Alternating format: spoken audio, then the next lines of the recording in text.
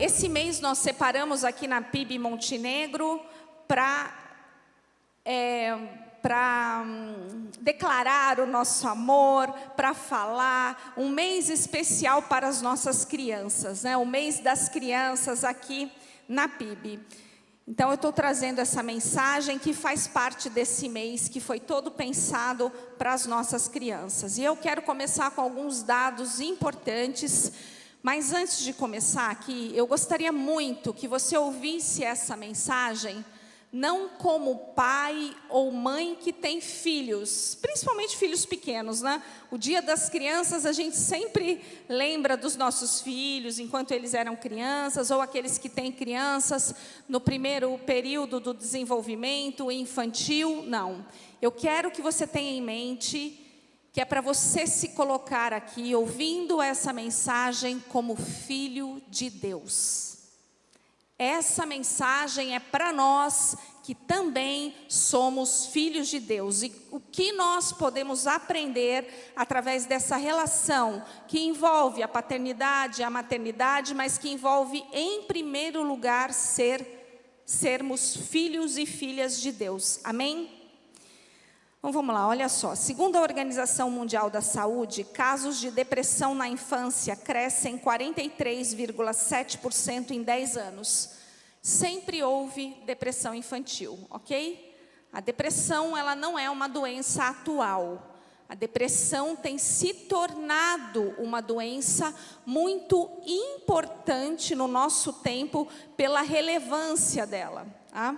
Ela já é, segundo a Organização Mundial da Saúde, a doença que pode mais matar, ou que mais mata, nos próximos anos, de alguns anos para cá. Por quê? Porque ela leva a uma série de outras doenças, a depressão. Então, sempre existiu depressão infantil, mas nunca, numa quantidade, né, numa porcentagem tão alta como hoje. Então, ela tem crescido muito. E em 10 anos, ela cresceu 42,7%. O índice mundial de crianças na faixa etária entre 6 e 12 anos diagnosticadas com a doença passou de 4,5% para 8%, o que representa um crescimento de 43,7%. A pandemia e o isolamento social contribuíram muito para que os casos de depressão infantil e na adolescência aumentasse. Segundo especialistas, o reflexo de tudo isso ainda está por vir.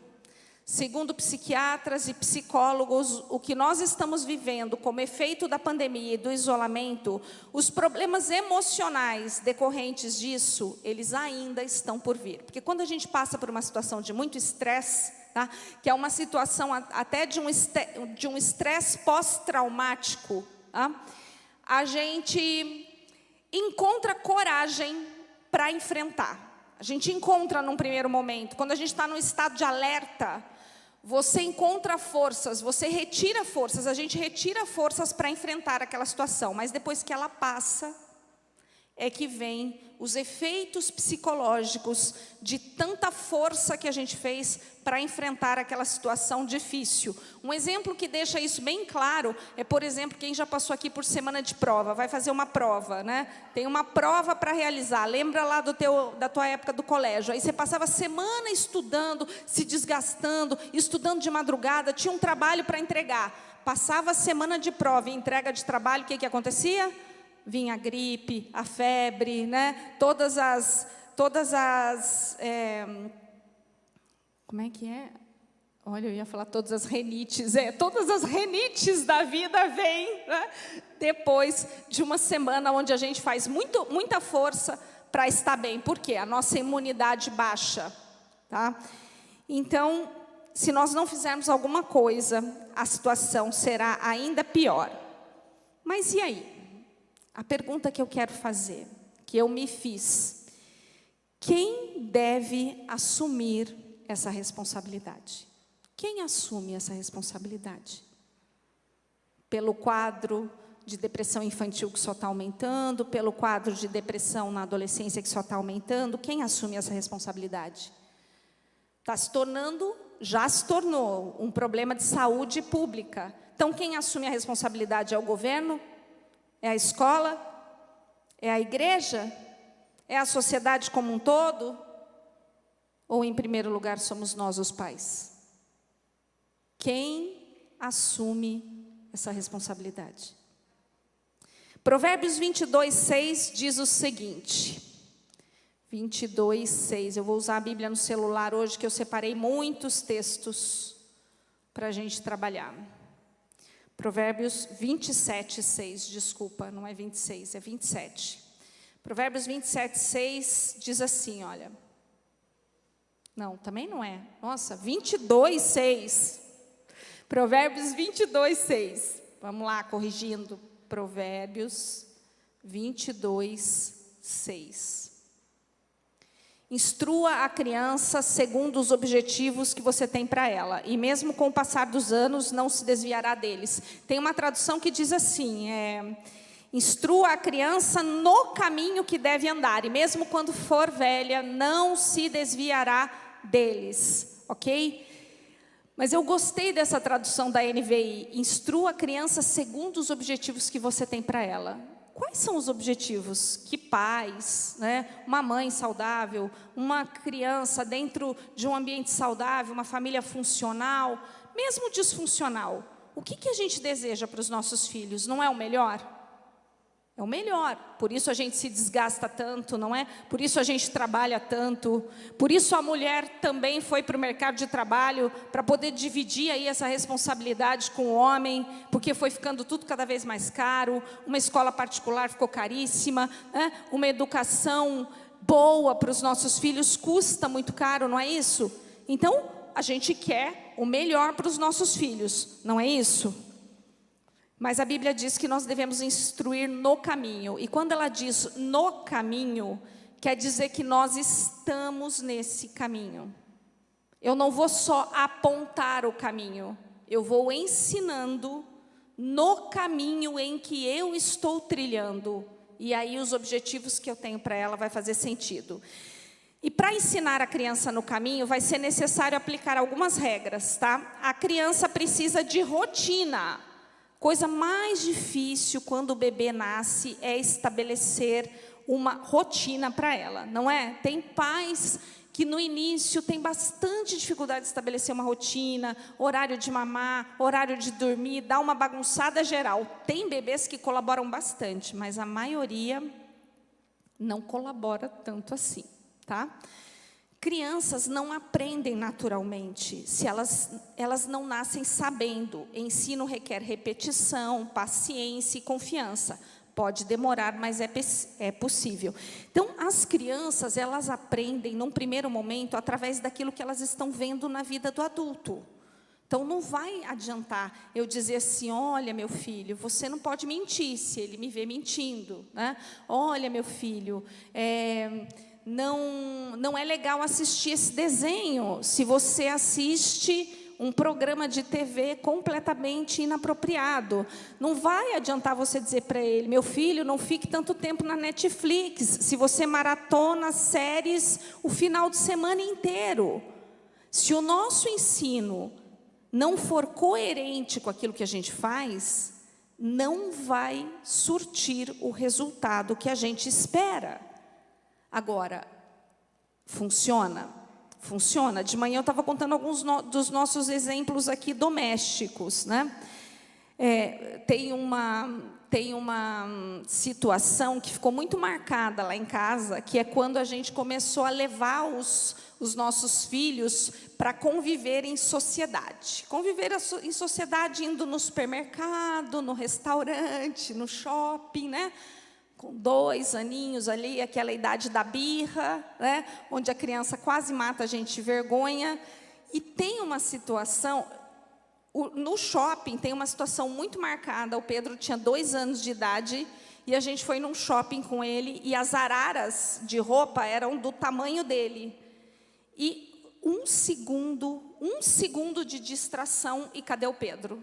Sumiu no meio daquelas araras e a gente ficou desesperado e acionou o segurança do shopping. Meu Deus, roubaram meu filho. Acho que foram os 3 minutos piores da nossa vida. Imaginar que alguém tinha levado o Pedro. E aí, daqui a pouco, procura dentro da loja, tinha um televisor na loja e estava passando o filme do Rei Leão. E estava ele lá, sentadinho, com outras crianças assistindo o Rei Leão. Ele era apaixonado pelo Rei Leão. Meu Deus, eu tive que respirar 1000 vezes para não dar uma sacudida nele e falar, meu Deus do céu, quase me matou do coração. Criança de 2 anos, né? A gente já quer dar uma sacudida. E ele estava ali assistindo aquele filminho. Mas depois daquilo, eu acho que depois a gente foi levar ele para o shopping, para o supermercado de novo. Acho que quando ele era adolescente, né? Via de regra, shopping e supermercado, a gente não levava o Pedro e a Cauana. Mas a gente levava eles no restaurante. E na nossa época não tinha espaço kids nos restaurantes, hoje tem, né? O que também traz um outro problema, que essas crianças não estão aprendendo a se comportar na mesa, porque daí você joga lá no espaço kids, não é? Alguém cuida do teu filho enquanto você está ali almoçando ou jantando tranquilamente, o teu filho está apavorando lá no espaço kids. A nossa mania de responsabilizar e terceirizar a educação dos filhos está ficando cada vez mais recorrente. Mas a gente não tinha espaço kids, e agora, glória a Deus por isso, porque a gente teve que ensinar. E o que eu fazia? Ele começava com a birra na mesa, e eu falava, vai, não é? O outro já começa a olhar, é só criança, mas todo mundo começa a olhar, né? Porque vai esperar, e aí, vocês vão educar ou não vão? Vão fazer alguma coisa ou não vão? Porque o adulto espera o quê? Que a gente eduque aquela criança. Ela está num ambiente de adulto, se ela está num ambiente de criança, tudo bem. Ela apavorar, espernear, né, pintar as paredes, ela está num ambiente para aquilo. Mas se ela está num ambiente de adulto, a gente vai ter que ensinar ela a ter um comportamento um pouco mais adequado, né? Uma certa manha a gente tolera, mas também fazer com que o restaurante inteiro tenha que aturar os nossos filhos gritando, jogando comida para o alto, não dá, né? Tem que ter uma medida equilibrada aí. Eu pegava o Pedro e ia com ele para o banheiro. E lá eu sentava ele, olhava no olhinho dele, filho, lembra que a mamãe conversou com você lá em casa, e o papai, que a gente vinha almoçar no restaurante, tem outras pessoas aqui, você não pode fazer isso que você está fazendo, isso não é adequado. Ele ficava olhando para mim assim, com aquele olhinho arregalado, e ele, mamãe, sim, mamãe, sim, mamãe. Então, você entendeu? Entendi, mamãe. Voltava para a mesa. Dava 1 minuto e começava ele com a manha de novo. Pegava ele. O Marcos, às vezes, falava, Márcia, mas desse jeito você não vai conseguir comer. Eu falei, calma, filho. Daqui um tempo ele vai aprender. Daqui um tempo a gente vai conseguir comer em paz aqui no restaurante. E eu ia e vinha, ia comer, a comida já estava fria, né? Aí pedia para o garçom, pode dar uma aquecidinha e tudo. Levou uns 6 meses. Depois de 6 meses, eu só olhava para ele. Filho, você quer ir conversar no banheiro? Não, mamãe. Aqui no restaurante tem que comportar, né? Tem que comportar, filho. Aqui no restaurante tem que comportar. Se você quer continuar vindo ao restaurante, né, comer com o papai e com a mamãe, tem que comportar. Tá bom, mamãe. 4 anos e meio depois veio a Cauana, né? E começa a saga toda de novo. Aí o Pedro já falava para ela, Cauana, nós estamos no restaurante, Cauana. Ele olhava para ela, né? Era muito engraçado. Cauana, nós estamos no restaurante. A mamãe vai te levar para o banheiro para ter uma conversa com você. E lá ia eu de novo para o banheiro.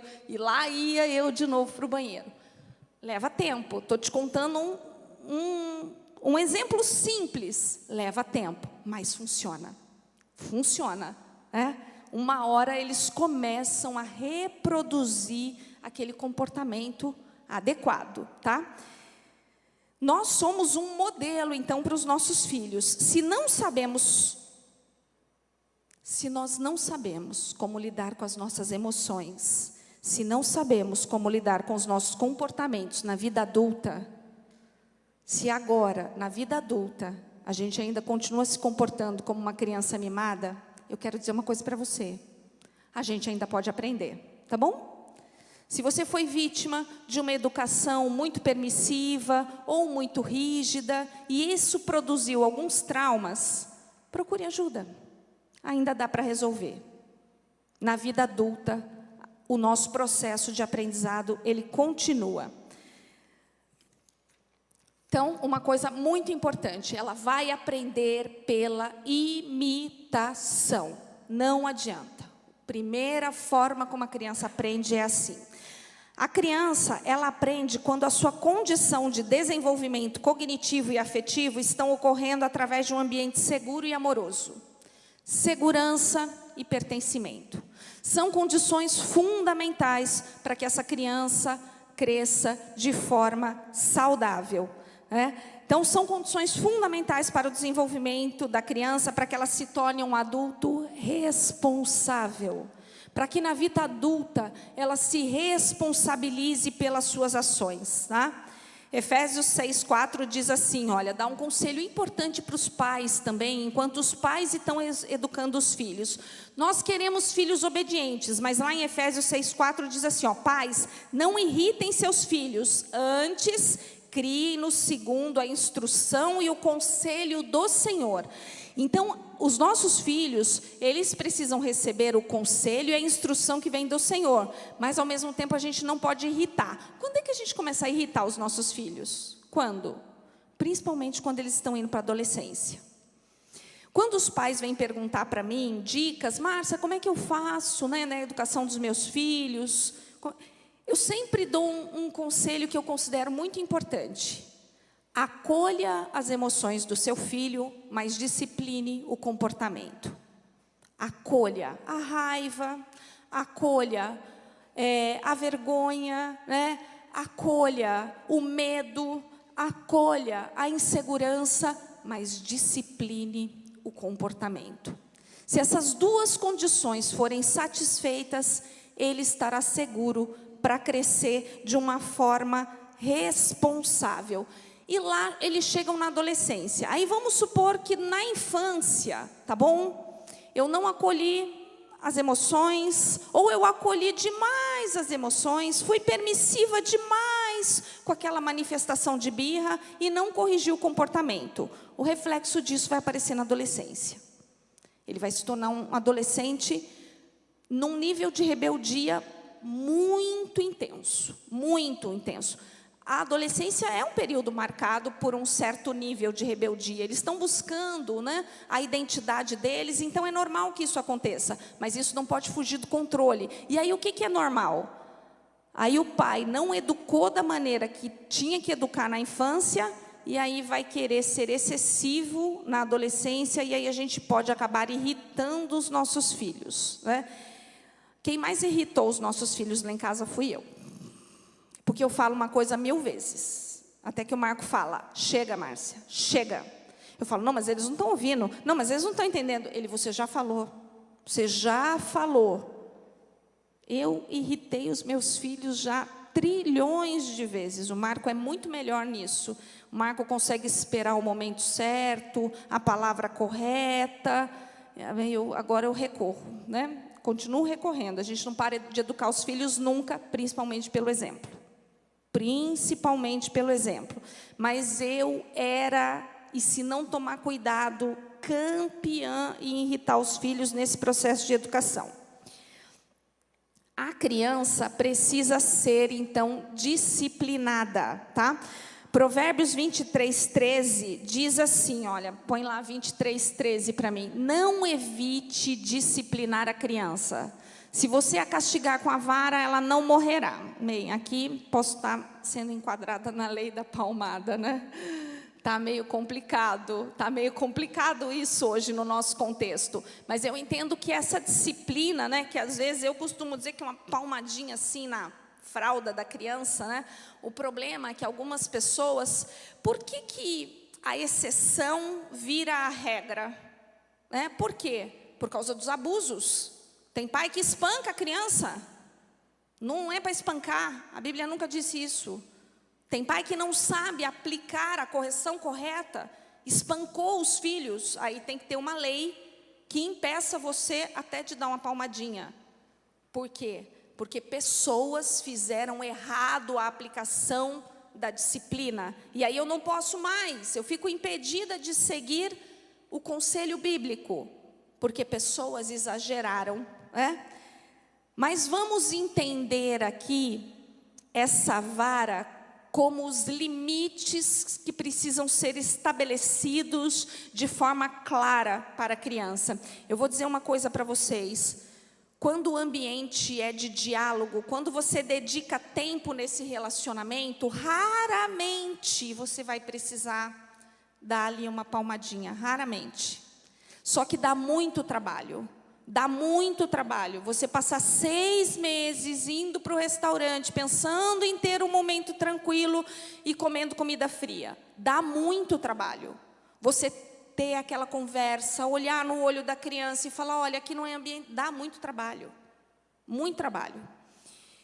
Mas, como eu disse, funciona. Então, não evite disciplinar o teu filho. Olha só o que diz lá em Provérbios 22:15 também. Provérbios dá conselhos preciosos. A insensatez está ligada ao coração da criança, mas a vara da disciplina a livrará dela. Né? Uma disciplina correta vai impedir a criança de se desenvolver como um adulto insensato. Provérbios 29:15. A vara da correção dá sabedoria, mas a criança entregue a si mesma envergonha a sua mãe. Não dá para entregar a criança a si mesma, achando que ela vai aprender assim sozinha. Ela não vai. Ela vai aprender pelos ensinos que você dá para ela, em primeiro lugar observando você, e depois pelos ensinos que você dá para ela. Por quê? Porque ela precisa aprender a lidar com frustrações, medo e rejeição. Ela vai ser rejeitada. Não adianta, gente. Eu achava que se eu desse uma educação boa para os meus filhos, amorosa, acolhedora, com segurança, meus filhos nunca iam ter problema de medo e rejeição. Só que não. Ai, quando eu comecei a perceber que os meus filhos tinham medo e se sentiam rejeitados, mas como assim? Esse ambiente é saudável, é acolhedor, é amoroso. Gente, o mundo vai dar conta de rejeitá-los. O contexto vai dar conta de produzir medo na alma deles. Por isso, eles precisam se sentir seguros em casa. Disciplina é desconfortável. Nós não gostamos de limites, gente, nem na vida adulta. Quem aqui gosta de limite? Quem aqui gosta de ser disciplinado? Adulto. Adulto. Eu tenho aquele chefe, né, no meu trabalho, aquele chefe que vem dar uma disciplinada no meu comportamento, que vem dizer para mim, olha, você não está fazendo da forma adequada, não foi desse jeito que eu te orientei, não foi desse jeito que eu te ensinei. Ah, esse chefe não serve, deixa eu mandar currículo já para outro lugar. Né? Ah, esse chefe não me entende. Ah, vamos trazer para a igreja. Ah, o professor que disciplina o aluno. Aí o aluno chega em casa reclamando para a mãe e para o pai, porque hoje eles reclamam. E aí o pai e a mãe vai lá tirar satisfação com quem? Com o professor, com o diretor, com o coordenador. Como assim você disciplinou o meu filho? A disciplina não está podendo ser exercida em lugar nenhum. E na igreja? Ah, o pastor exortou. Esse pastor não é amoroso. Esse pastor é duro demais. Não sabemos aceitar a disciplina.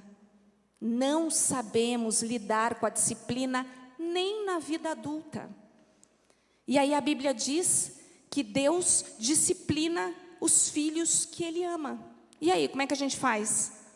Não aprendi a aceitar a disciplina dos pais, não aprendi a aceitar a disciplina do professor, não aprendi a aceitar a disciplina do chefe, não aprendi a aceitar a disciplina do pastor. E aí? Como é que ficamos? Indisciplinados. Rebeldes a vida inteira, com comportamento infantil a vida inteira. Não saiu do jeito que eu queria, não foi do jeito que eu esperava. Vamos pensar nós como pais, você aí que é pai e mãe. Quando você disciplinou seus filhos que já são adultos, a sua intenção era amorosa ou não? Você deixou de amar os seus filhos porque você os disciplinou? Não, né?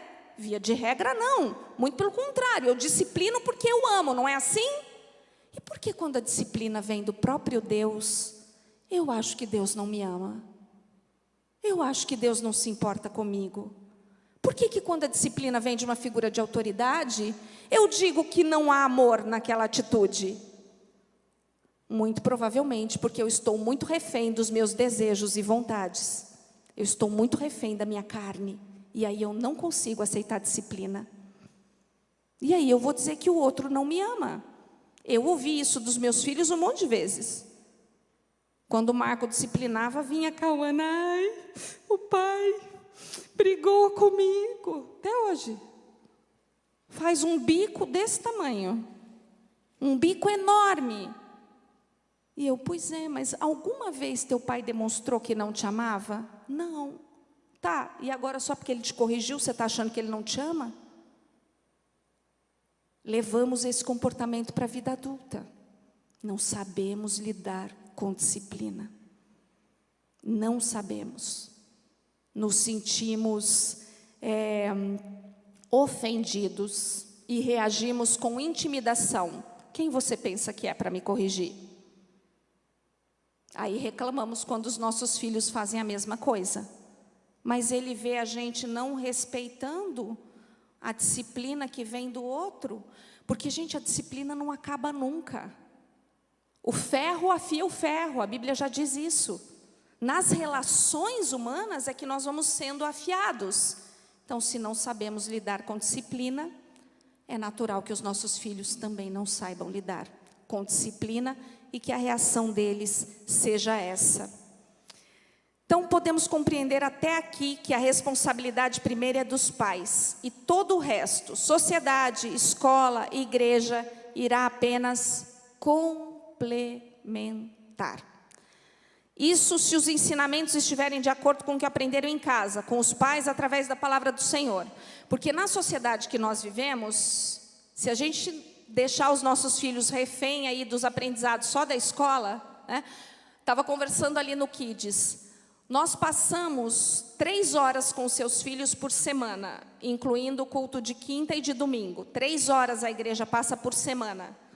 A escola, muito mais. A sociedade como um todo, muito mais. Então, nós estamos numa guerra. Nós estamos numa guerra. Né? Se ele não ouvir o reflexo daquilo que você aprende aqui na igreja, em casa, ele não tem respaldo de imitação. Ele não tem da onde mudar o comportamento dele. Não que ele não possa mudar, porque ele é filho, Deus não tem netos, né? E ele pode, mas ele vai ter muito mais trabalho, né? Isso quer dizer que necessita de presença. Mas olha aqui, gente, não vamos para esse lugar, não. Quando eu falo de presença, não é essa mulher que tem que ficar em casa, né? Não pode mais trabalhar, não. A mulher de Provérbios 31, meu Deus do céu, dava ordem para servas, negociava terrenos, trabalhava um monte, né? E era elogiada pelo marido e pelos filhos. Então, não vamos para esse lugar extremista, ok?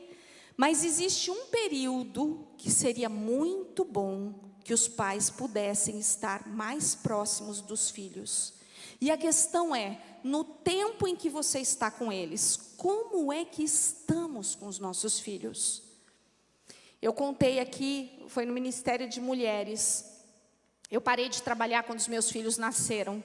Quando o Pedro nasceu, fiquei 2 anos sem trabalhar. Quando a Cauana nasceu, eu também parei de trabalhar. E eu achei que já tinha cumprido com o meu papel. Amamentei quase 2 anos, cada um deles. Falei, né, me senti perdendo um tempo da minha vida naquele momento. As minhas amigas continuaram estudando, trabalhando, e eu estava lá cuidando de bebês. Um dia teve uma atividade na escola do Pedro, a Cauana era recém-nascida, uma atividade do Dia das Mães, e você tinha que ir lá contar qual era, falar um pouco da tua profissão, né? E o Pedro estudava num colégio bem elitizado, assim, na época, e as mães tudo top, advogada, médica. E aí chego eu lá na escola, né? Aí, não, o Pedro falou pra gente o que a mamãe dele faz. E o que eu faço? Ele falou que a mãe dele é cuidadora de bebês. Ai, meu Deus. Falei, eu sou cuidadora de bebês. Estou neste momento da minha vida amamentando, né? Aí eu falei, ai, Senhor, né? Eu estava ali, a gente não tinha se convertido ainda. Falei, então deixa eu contar para vocês como é que a gente cuida de bebês, né? Bebê dá trabalho, né? Amamentam, noites mal dormidas. Então, cuidadora de bebês. Hoje, senti uma vergonha. né? Eu falei, ai, meu Deus do céu, eu devo ser a única cuidadora de bebês dessa escola, né? E hoje me sinto feliz, falo, ai, Senhor, que bom, né, que meu filho conseguiu ver em mim que naquele momento a minha vida estava dedicada para cuidar de um bebê, que era isso que a Cauana tinha, né, poucos meses. E aí, passou, né? Então, eles precisam de presença, mas eles precisam de uma presença de qualidade. O que eu estava contando para vocês é que quando eu cheguei aqui no Rio Grande do Sul e veio a pandemia, tá? Lá em Curitiba, eu estava num ritmo de trabalho muito intenso, trabalhando muitas horas por dia, muitas horas. Tinha dia que eu trabalhava mais de 12 horas no dia. Filha adolescente, já filho na faculdade. Eu achei que estava tudo bem, uma filha super amorosa, obediente, educada, só que não. Quando eu cheguei aqui no Rio Grande do Sul, é que eu fui me dar conta de que eu estava perdendo um tempo precioso de diálogo com a minha filha. Quantas vezes eu chegava em casa e ela, mãe, queria te contar uma coisa, eu, ai, agora não dou conta, deixa sábado a gente conversa. Chegava sábado, eu falava, ó, vamos sair, vamos passar um tempo juntas para você conversar comigo. Ela, ai mãe, mas hoje eu marquei com as minhas amigas de ir no shopping. Já tinha passado, já tinha esquecido. E aquele tempo passou, acabou. E aí eu fui me dar conta disso, chegando aqui no Rio Grande do Sul. Então os nossos filhos precisam de presença na vida deles, porque nós corremos o risco de estar sacrificando os nossos filhos para deuses pagãos, da mesma forma que aconteceu no passado. Eu quero trazer um contexto para vocês que gritou para mim e que me deixou muito assustada. Está lá em Salmo 6, tá? Salmo 106. Salmo 106, o salmista está falando da desobediência do povo.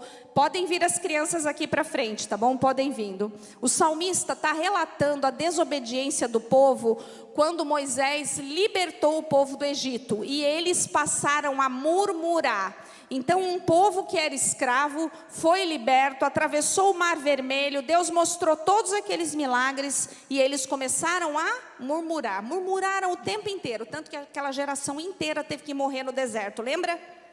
A geração inteira que viu o mar se abrir, só sobrou Josué e Calebe.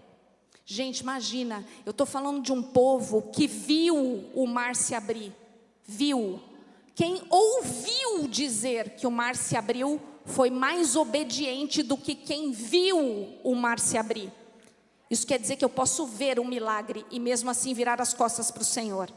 Isso é louco, mas é real. Por quê? Porque aquele povo não aceitou disciplina. Ele viu Deus fazer, viu Deus derramar dos céus maná, providenciar tudo. Mas eles não aceitaram a disciplina que vinha do Senhor. E olha só, eles esqueceram de Deus, seu Salvador, que fizera coisas grandiosas no Egito. E olha o que vai dizer. Olha só, é muito forte isso, tá? Além de desobedecer, de não aceitar a disciplina, eles se misturaram com as nações, está lá no 35, eles se misturaram com as nações e imitaram as suas práticas. Prestaram culto aos seus ídolos que se tornaram uma armadilha para eles. Sacrificaram os seus filhos e as suas filhas aos demônios.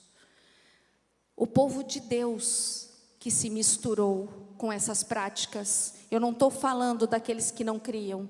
Eu não estou falando do povo pagão. Eu estou falando do povo de Deus, dos israelitas. Naquela época, eles entregavam filhos em sacrifício para Baal e para Moloque. O que nós estamos fazendo hoje? O que nós estamos fazendo hoje quando entregamos os nossos filhos para a TV, para as redes sociais, para a internet? Quem está educando os nossos filhos hoje?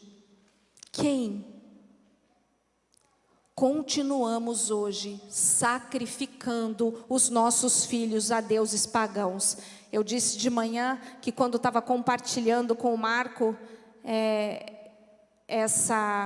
esse discernimento, essa pregação, ele me mandou um texto, eu falei, ele me mandou uma mensagem por WhatsApp, e ele me deu esse texto mesmo, e ele falou, e ele diz assim, olha, o diabo sabe usar muito bem essa verdade, ele tem repetido na mente dos nossos filhos, através de desenhos, programas, séries, vídeos, mídias, até que acreditem na mentira. O diabo é mestre em inculcar mentira na mente dos nossos filhos. Estamos sacrificando, como fizeram no passado, os nossos filhos a outros deuses.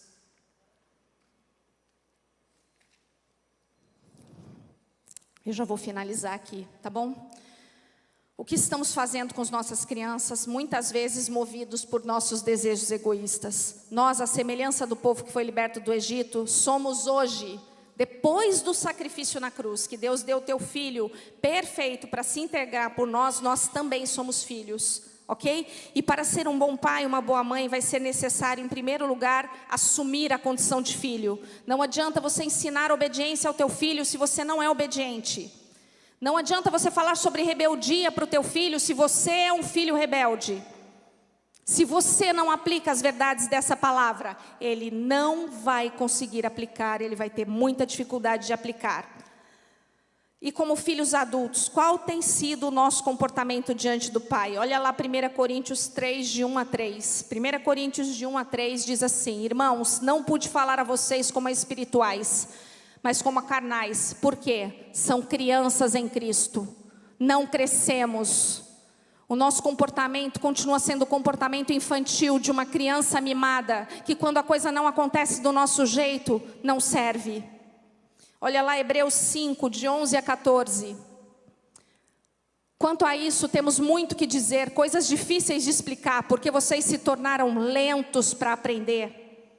Nos tornamos lentos para aprender. Pode passar o 16. Embora a essa altura já devessem ser mestres, precisam de alguém que ensine novamente os princípios elementares da palavra. Nos comportamos como crianças imaturas e queremos que os nossos filhos amadureçam. Não tem como. 1 Coríntios 14, 20. Irmãos, deixem de pensar como crianças. Com respeito ao mal, sejam crianças, mas quanto ao modo de pensar, sejam adultos. Resistamos ao mal, mas como adultos, o nosso pensamento, ele precisa ser remodelado, ele precisa ser ressignificado, para que então possamos aprender alguma coisa e ensinar alguma coisa para todos que estão à nossa volta. Se você não tem filhos, você é um exemplo para que novas pessoas se convertam a Cristo. Agora, se eu conhecida como eu na cidade de Montenegro virei a esposa do pastor, aonde eu vou, no comércio, tá, teu sotaque não é daqui, sou paulista. Paulinho, como é que você veio parar aqui? Meu marido. Teu marido? Meu marido, pastor da Pia. Você é esposa do pastor? Nossa, já ouvi falar de você, já ouvi falar dessa igreja, já ouvi falar do seu marido. Aí já pensou, se eu sou mal educada, se eu aceito o troco errado, entende? Se eu não sou acolhedora, se eu estou de cara feia o tempo inteiro, quem é que vai vir visitar essa igreja? Ninguém. Eles estão lendo a igreja através de mim. Aí se eu estou lá no comércio, falando mal do irmãozinho, falando, nossa, mas é daquela igreja? Gente, eu fiquei assustada, nos ambientes que eu frequento, eu fiquei um pouco assustada, com a quantidade de pessoas que me falou, eu não sabia que fulano frequentava aquela igreja, porque a pessoa veio aqui um dia na igreja e viu um monte de gente, falou, nossa, eu nem sabia que fulano era lá da tua igreja. Eu falei, sim? Usamos as nossas redes sociais só para fazer selfie? Não declaramos ao Deus que servimos? E criticamos a gente ainda quem usa. E para terminar, Lucas 18, de 15 a 17. Lucas 18, de 15 a 17, é aquele contexto em que o povo estava trazendo crianças para que Jesus tocasse nelas. E aí, ao verem isso, os discípulos repreendiam. Não, deixa essa criança para lá. deixa essa criança, como se criança não fosse importante. E aí Jesus vai dizer, pode passar o próximo. Mas Jesus chamou a si as crianças e disse: deixem vir a mim as crianças e não as impeçam, pois o reino de Deus pertence aos que são semelhantes a ela. Digo a verdade, quem não receber o reino de Deus como uma criança, nunca entrará neles. E aí a pergunta que eu fiz é: o que é ser semelhante a uma criança? Porque Jesus está dizendo que quem não receber o reino de Deus, a semelhança de uma criança, então não é com um comportamento infantil, é diferente. Tá, o que é ser como uma criança? Criança é mais ingênua, criança está mais aberta para algumas coisas, ela não tem alguns vícios, mas o que é ser como uma criança? A criança é completamente dependente da provisão e do cuidado dos pais. Essa é a chave. Se você não alimentar uma criança, ela morre. Se você não cuidar da segurança da criança, ela morre. Ela é completamente dependente do cuidado e da provisão dos pais, desse ambiente de afeto e segurança. É desse modo de ser criança que Jesus está falando. Que tipo de adulto você é? Você é um adulto como uma criança? Completamente dependente da provisão e do cuidado do pai? E porque você é completamente dependente do cuidado e da provisão do pai, você permanece no caminho, você lida com as frustrações, você aguenta a pancada, você cumpre um propósito que é eterno, você dá um bom exemplo. Esse é o coração que Deus busca encontrar, uma total dependência dEle.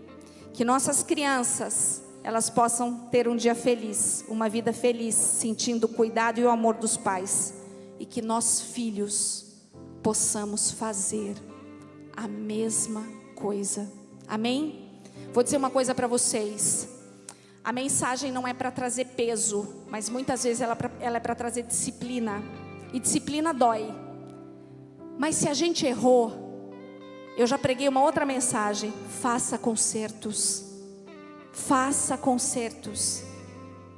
Os meus filhos, os nossos filhos, eles aprenderam muito mais e aprendem muito mais pelos consertos que eles nos vêm fazendo, muito mais do que pelos nossos acertos. Todas as vezes que a gente chamou os nossos filhos para pedir perdão e dizer: papai e mamãe erraram, a gente errou, a gente deu um péssimo exemplo, mas a gente quer corrigir.